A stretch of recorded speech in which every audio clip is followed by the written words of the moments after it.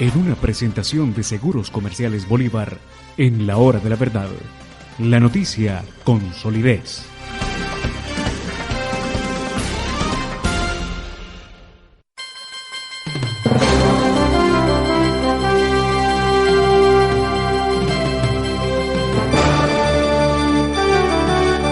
Senador Iván Duque, muy buenos días. Muy buenos días, doctor Fernando. Un gran saludo para usted, sus compañeros de la mesa y toda la audiencia. Bueno, pasamos unas declaraciones del señor Santos allá en Europa, en España, en la que dice que, pues efectivamente él no tenía para qué convocar referendos o plebiscitos que no necesitaba, que convocó uno y que entonces lo perdió porque los colombianos no entendimos de qué se trataba y que las cosas quedaron 50 y 50. Él confunde 50-50 con 83-17. Pero bueno, ese fue un tema en el que tampoco se hizo demasiada insistencia de este lado. Me parece que fuimos nosotros los únicos en mantener encendida esa antorcha. Pues es que eso es obvio. El resultado fue 83-17. Pero lo que más nos llamó la atención es lo que efectivamente esperábamos de él y de un tramposo como él. Dijo que las cosas habían cambiado fundamentalmente porque después del plebiscito se había reunido con los del no y convenció a muchos del no que se pasaran para el sí. Luego sí tiene refrendación popular el nuevo acuerdo porque cuenta con todos los del sí, más unos estudiantes que están lamentando no haber votado, más los del no que conversaron ampliamente con él. Senador, ustedes estaban jugando de buena fe con un taur profesional. Mire en lo que va y en lo que está interpretando las conversaciones que sostuvieron. Pues a ver, doctor Fernando, varias cosas. Esa actitud tantarinesca del presidente de la República refleja su espíritu de jugador, porque la verdad es que la legitimidad popular expresada en las urnas el 2 de octubre ni fue contemplada ni se ha visto reflejada en ningún acuerdo, ni mucho menos puede considerarse que una refrendación amañada, hechiza y política por parte del Congreso de la República va a sustituir esa soberanía popular.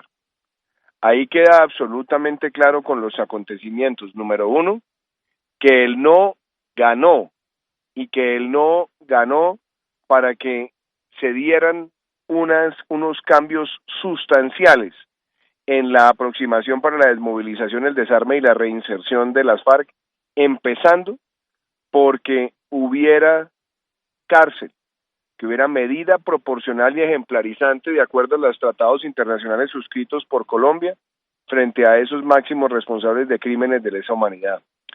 Segundo, el pueblo votó para rechazar la elegibilidad política de esos máximos responsables de crímenes de lesa humanidad. Tercero, el país votó para rechazar que esos textos fueran incorporados a la Constitución Nacional. Cuarto, el país rechazó que el presidente de la República tuviera facultades extraordinarias para promulgar decretos con fuerza de ley. El país rechazó que el Congreso quedara convertido en un ente eunuco que solamente aprueba lo que Juan Manuel Santos le permita. El pueblo rechazó que se utilizara una especie de horno microondas legislativo para cambiar la Constitución y la ley. Entonces, frente a esas cosas, ¿qué tenemos el día de hoy? Ninguna de ellas ha cambiado. Por eso nosotros estamos rechazando esa actitud del presidente, que obviamente está revestida de su capacidad de intimidar y de presionar a las instituciones independientes como lo hizo la Corte Constitucional y como lo ha hecho el Congreso. Pero lo cierto es que esos acuerdos, tal como están revestidos de una ilegitimidad y una fragilidad frente a las cuales el pueblo colombiano tendrá que pronunciarse. Por un lado, en las calles, por otro lado, en las urnas, y también será nuestro deber seguir denunciando y confrontándolas dentro de nuestra actividad legislativa. Pero el presidente puede ir a Europa, donde ahora está pasando más tiempo que en Colombia, y decir lo que quiera, pero el pueblo colombiano no es tonto, y aunque él quiera aplastarlo con toda esa combinación de presiones institucionales y sometimiento de la democracia, no va a quedarle fácil hacia el futuro, porque el pueblo colombiano ya mostró su capacidad de ser efectivo en las urnas y lo volverá a hacer en las elecciones del 2018. Senador, me parece, bueno, cada uno interpreta el fallo que dio el pueblo en las urnas a su manera, y a mí me parece que toda interpretación se queda corta. Lo que hubo fue que el pueblo colombiano dijo no, y al decir no, el acuerdo final con las FARC quedó inexistente, no existía. No era cosa de cambiarle esto o aquello. Se le cambia esto o aquello a algo que existe. Cuando no existe, pues no hay nada que cambiarlo. El pueblo colombiano exigió o un acuerdo distinto o que quedara definitivamente sepultado ese acuerdo. Era la tesis de la inexistencia. Pero lo más grave, para algunos de nosotros, que usted no menciona, es que todo el poder del país, todo el poder político, hubiera quedado concentrado en una comisión de seguimiento que integran por igual el gobierno y las FARC, pero además con el acompañamiento de Noruega, Chile, Cuba y Venezuela. Fue una transferencia de soberanía que el pueblo rechazó furiosamente y produjo un hecho en el que nosotros seguimos insistiendo: la inexistencia total de los acuerdos. Ustedes me parece que tomaron la tesis de la inexistencia parcial de los acuerdos, y eso es lo que les está cobrando el presidente Santos. ¿No lo ve usted así, senador? Pues a ver, doctor Fernando, yo quiero ser claro en varias cosas. La aproximación que tuvo el Centro Democrático frente a los acuerdos fue, por un lado, y así se hizo la campaña del plebiscito, pedir que esos acuerdos pudieran ser corregidos y pudieran tener modificaciones de carácter sustancial. Esa no fue una decisión que se tomó de manera improvisada. Esa fue una decisión que la abordó el presidente Uribe, la dialogó con quienes fuimos los voceros del Centro Democrático en esa campaña del no. Fue un tema que se debatió ampliamente en las instancias directivas del partido, y se asumió una campaña donde se señalaron los aspectos censurables de esos acuerdos y se hicieron propuestas claras frente a lo que deberían ser sus enmiendas. Cuando ganó el no, esa coalición llamó a un acuerdo nacional sobre la base de hacer modificaciones sustanciales. Se presentaron documentos indicando cuáles eran esas modificaciones sustanciales, y lo que nosotros podemos decir que hay como conclusión es que el propio gobierno desconoció la posibilidad de incorporar esas modificaciones sustanciales, y para el gobierno nunca se trató de un acuerdo nuevo, como puede quedar en evidencia con la entrevista que dio Jessy Reyes al diario El País de España pocos días después del plebiscito y de haberse surtido estas conversaciones. La tesis de la inexistencia se la respeto plenamente, y creo que esa también hubiera podido ser una opción dentro de la campaña plebiscitaria, pero no lo fue, y es nuestro deber asumir esa responsabilidad con la claridad de que también haber pedido las modificaciones sustanciales fue uno de los aspectos que también contribuyó a la claridad del ciudadano cuando fue a votar y a su deseo de poder tener unos acuerdos donde fuera posible la desmovilización, el desarme y la reinserción, pero eliminando allí todos los contenidos de impunidad. Y claro, el presidente de la República podrá ejercer todos los poderes y todas las presiones que quiera, y él podrá creer que se ha burlado del pueblo colombiano, pero lo cierto es que el presidente de la República perdió el plebiscito, y lo perdió con un pronunciamiento ciudadano en una elección que pasó mucho más allá del umbral, ese umbral tramposo que había fijado el gobierno, y superó los umbrales inclusive de un referendo constitucional. Eso le da una legitimidad increíble a ese triunfo del no. Y además, aunque el gobierno quiera tratar de llevar eso al Congreso y pretender que el Congreso puede refrendar, cosa que es hechiza y sin legitimidad, porque el Congreso no puede refrendar un acto legislativo que él mismo aprobó, porque además va en contravía del espíritu del legislador, ahí también queda herido ese acuerdo de fragilidad. Y ahora bien, se pretende que la Corte Constitucional le dé el último aval. Ese aval que aparentemente salió es un aval que es confuso porque no se conoce la providencia. Y ayer yo fui muy claro en denunciar en el Congreso que el Congreso no puede tomar decisiones basadas en comunicados de prensa y que se necesita, a la luz de los propios comentarios que ha hecho el Consejo de Estado en su jurisprudencia, el conocimiento pleno de la decisión judicial. De lo contrario no se puede proceder. Entonces, es claro que el presidente tiene muchas herramientas a su favor, pero la mayor herramienta, que es la legitimidad soberana del pueblo colombiano, no la tiene. Y aunque el presidente haya pretendido burlarse, nosotros estaremos dando todas las batallas en el Congreso, en la calle y de cara a las elecciones del 2018, para que esos componentes de impunidad que van en contravía de los lineamientos estructurales de la Constitución sean corregidos. De manera que yo no creo que ahora valga la pena detenerse en juzgar si hemos debido tomar una u otra. Se tomó una con todo el conocimiento del partido, con el liderazgo del presidente Uribe, con la participación de los voceros, de las instancias directivas del partido, y quizás vale la pena recordar que esa decisión también contribuyó a la victoria del no.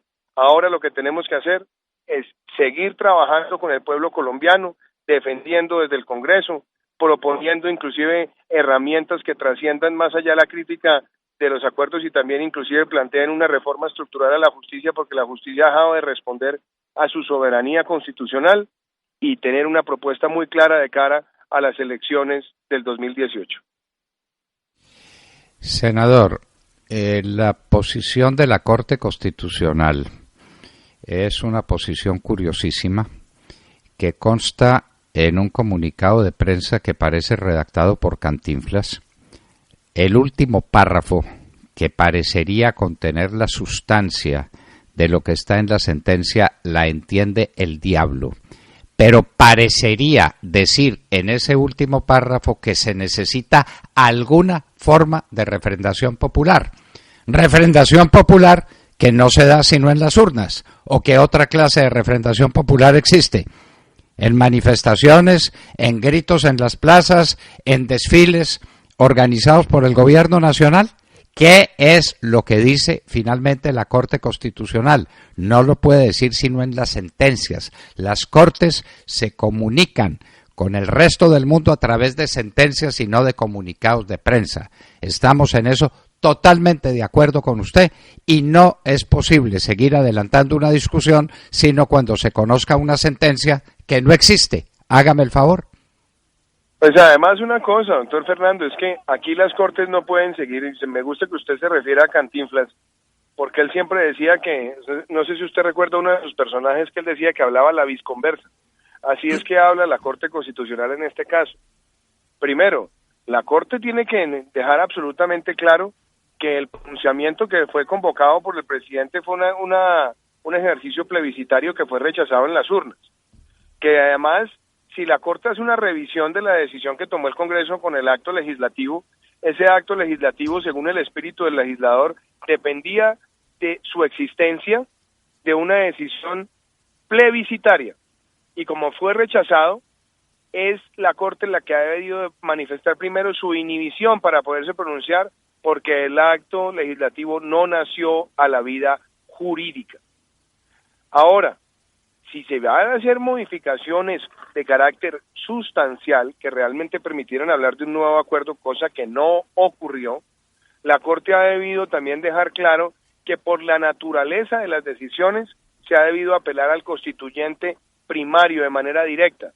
Y ahora lo que han tratado es de adecuar el pronunciamiento del Congreso como si se tratara de un pronunciamiento del constituyente primario a través de una delegación que tiene en el Congreso de la República. Y como también quiere generar es mayor confusión, la Corte no se atreve a decir cuáles son las competencias en este caso del legislativo. Por eso fue que yo ayer fui muy claro en mi intervención y dije que hasta que el Congreso no conozca la providencia, el Congreso no puede asumir ninguna decisión por parte de la Corte Constitucional. Se citó a la presidenta de la Corte y esperamos que hoy tenga la capacidad de explicar lo que ayer no fue capaz de explicar a los medios de comunicación, porque nadie entiende finalmente cuáles son las responsabilidades institucionales que la Corte está manteniendo en el Congreso de la República. Dicho todo eso, yo creo que los ciudadanos tienen que sentir en este momento un profundo dolor, porque el último gran bastión de independencia que quedaba a este país era una Corte Constitucional que tuviera la firmeza para defender su jurisprudencia más antigua, que es la de la rigidez de la Constitución, que exige que las reformas constitucionales se adelanten en 2 legislaturas, en 8 debates, no por capricho, sino por permitir un amplio debate ciudadano sobre los contenidos de la reforma. Eso no está allí, y creo que si la Corte va a dejar viva esas facultades extraordinarias habilitantes y va a dejar viva ese mal llamado fast track, lo que la Corte ha terminado haciendo es dándole vida a algo que fue hundido por el pueblo en las urnas y está pasando por encima de esa soberanía popular, en cuyo caso le ha asestado una gran fractura a la Carta del 91. Senador, ese acto legislativo quedó sujeto a una condición suspensiva, ¿verdad? La condición suspensiva de un plebiscito. Yo ni siquiera la llamaría suspensiva, quedó condicionada su existencia a un triunfo del sí, y eso no ocurrió, razón por la cual la Corte ha debido declararse inhibida. Eso es lo que yo llamo la condición suspensiva, que es un hecho futuro e incierto del que depende el nacimiento, la existencia de una obligación o de un acto jurídico. Luego, fallida la condición suspensiva, porque se hizo el plebiscito y el plebiscito fue ganado por el no, el acto legislativo no existe, no nació a la vida jurídica. La Corte lo quiere reencauchar, esa es la verdadera Corte de los milagros, diríamos recordando al inolvidable don Ramón del Valle Inclán, la Corte de los milagros, devolverle la vida a un inexistente, un acto legislativo que estaba pendiente de la condición de un plebiscito que falló. Pero, ¿cómo lo hace la Corte? Fernando, sí, diga. Yo quiero, ya que usted cita a del Valle Inclán, que es uno de los grandes escritores de nuestra lengua, permítame que yo le traiga un personaje del humor norteamericano que es Groucho Marx. Groucho Marx tenía un personaje que decía: yo tengo mis principios y si no les sirven, tengo otros. Eso es lo que estamos viendo en este momento con la Corte Constitucional. La Corte ha mantenido una jurisprudencia inalterada con respecto a la rigidez constitucional para proteger la integridad de la Carta Política. Y ahora, para favorecer las presiones del Palacio Nariño, ha cambiado esa antigua jurisprudencia, permitiendo que, sobre pretexto del derecho a la paz, el país pueda fracturar o magrear las instituciones de acuerdo a la conveniencia de las pretensiones negociadas con el terrorismo. Mire esta reflexión que yo hago en mi columna de hoy de Portafolio, que ojalá usted la pudiera compartir ahora con los oyentes, que se llama Sin Límites. Una cosa es que todos los colombianos rechacemos la violencia, pero si por la cuenta de 5.000 hombres armados nosotros vamos a cambiar la estructura del sistema judicial, vamos a cambiar los principios sancionatorios para criminales de lesa humanidad, vamos a cambiar la estructura de los entes de control frente a los procesos legislativos, porque sigue manteniéndose esa comisión paritaria entre las FARC y el gobierno para poder vetar o proponer iniciativas normativas. Se sigue manteniendo la incorporación al texto constitucional, ya no hablando de bloque, pero por la propia obligatoriedad convirtiéndola en un bloque tácito. Nosotros lo que estamos realmente viendo acá es que en aras de lo que mal se ha llamado el derecho a la paz, le hemos asestado a todas nuestras instituciones y a nuestra Carta Política la peor fractura. Y eso a mí lo único que me demuestra es que se ha premiado a la violencia, porque si 5.000 hombres armados logran todo eso, lo que se ha demostrado es que si usted tiene capacidad de daño armado en Colombia, usted con eso gana el derecho a poder moldear las instituciones a su manera. Y a mí me hubiera gustado ver una corte que le dijera a las FARC que si quieren la desmovilización, el desarme y la reinserción, deben someterse al texto de la Constitución, que es la expresión soberana del pueblo, y no lo contrario, someter la Constitución a todo tipo de circunstancias maleables en función de unos acuerdos donde están plagadas de concesiones al terrorismo y a la criminalidad. Yo tengo que decir de sus observaciones, senador Iván Duque, es que están dictadas por un hombre como usted, que es demasiado bueno y demasiado generoso, porque me voy a referir a una proposición suya para que me la apruebe. Usted habla de 5.000 hombres armados. ¿Dónde están? ¿Dónde están? Lo que sabemos es que las FARC están divididas y que hay un grupo muy importante de ellas que se está uniendo al clan Úsuga, porque no van a renunciar al narcotráfico, que es el mejor negocio, no de Colombia, de América, de América. Yo quiero ver dónde están los 5.000 hombres armados, de verdad, que dicen tener las FARC. Después de la división, que ya está clara, los unos en el narcotráfico, felices con el mejor negocio de América, y los otros disfrutando del poder político. Hágame el favor, de manera que su afirmación de los 5.000 hombres es una afirmación generosa, llena de buena fe, y a veces cuando uno habla con tramposo no puede ser tan generoso ni tan de buena fe. Pues a ver, doctor Fernando, yo no ni siquiera me ponga a calificar mi bondad o no mi bondad. Yo estoy hablando de las cifras que ha entregado el comandante de las fuerzas militares. Claro que usted tiene toda la razón.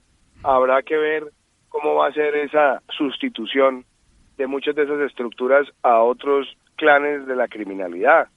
Habrá que ver cuál va a ser el número de efectivos de esa organización que realmente van a estar en las zonas de preconcentración y concentración, y cómo se va a proceder con lo que han llamado el desarme, porque yo creo que hoy no tenemos todas las garantías para asegurar ese pleno desarme, desafortunadamente.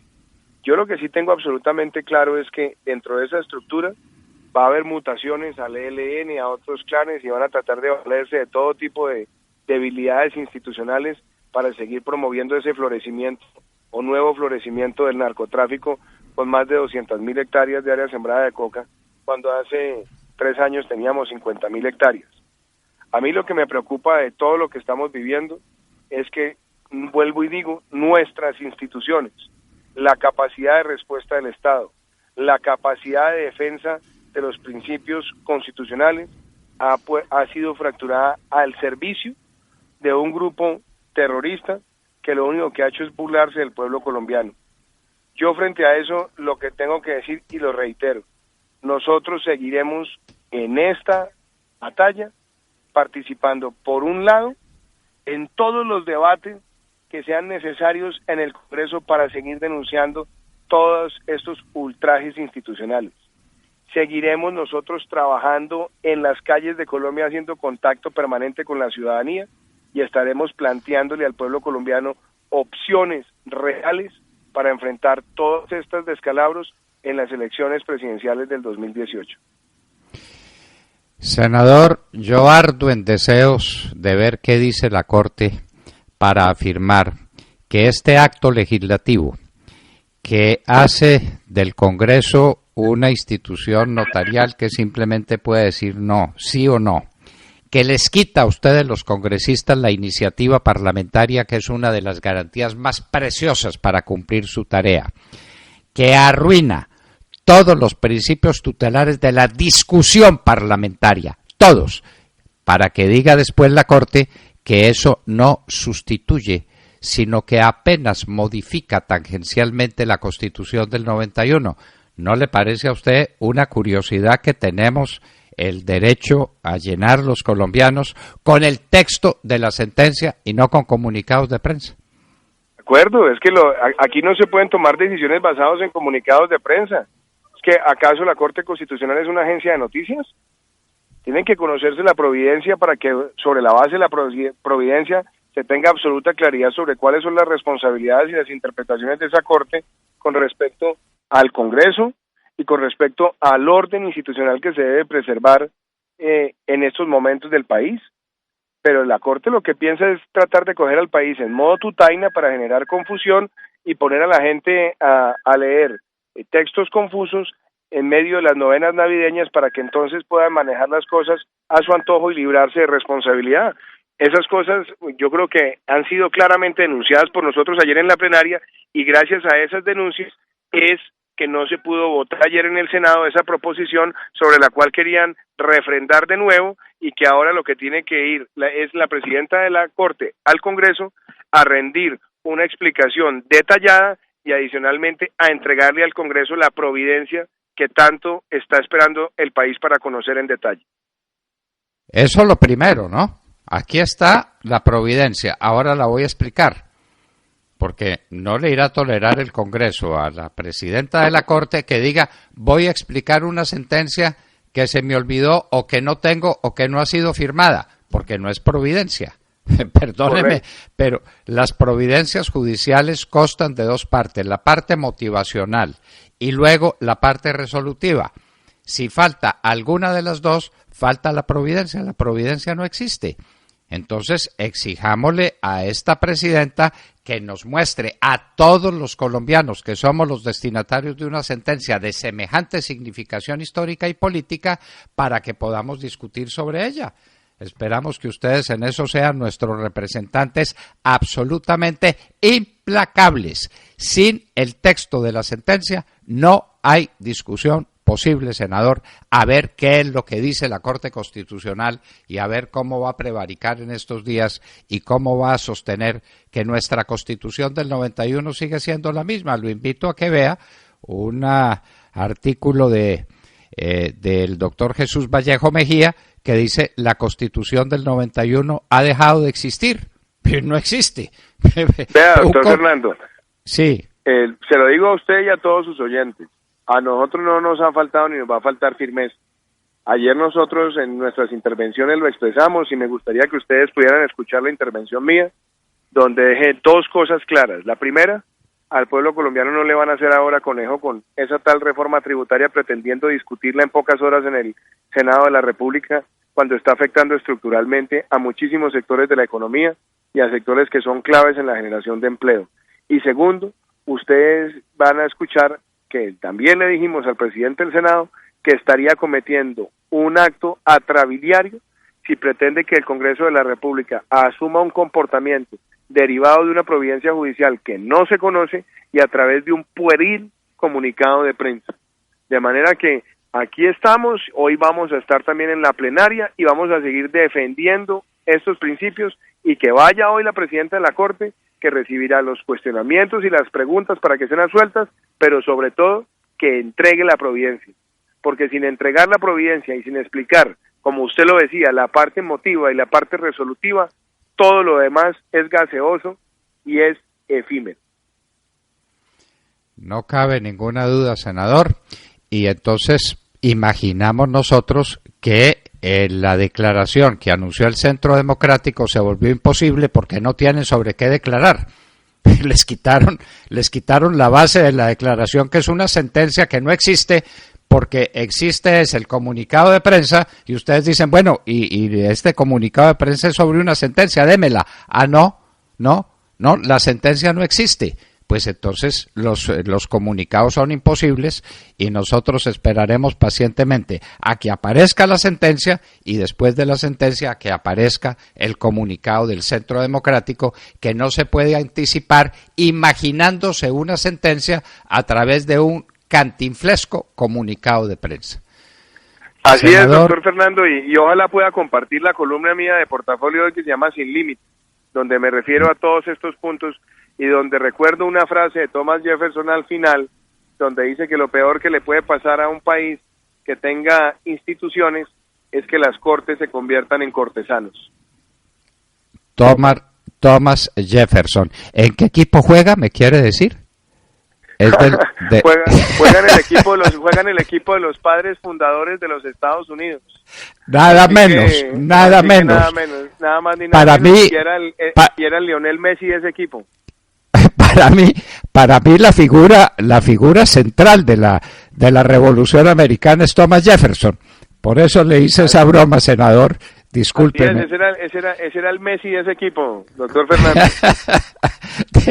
de semejante equipito que le ha dado al mundo más de 200 años de esperanzas democráticas, de gobierno del pueblo, un país ejemplar, comandado por los padres de la Revolución Americana, a cuya cabeza, cada uno dirá cuál le gusta más, está, al menos para mí, Thomas Jefferson, a quien usted cita con tan buen tino. Senador Iván Duque, muchísimas gracias. Un gran saludo, doctor Fernando, para usted, sus compañeros de la mesa de trabajo y toda la audiencia. Y oiga, y aprovecho para decirle al aire que hay que felicitar al doctor Santiago Castro, que se le casó la semana pasada y que no lo sentimos ahí en cabina, pero que le deseamos lo mejor.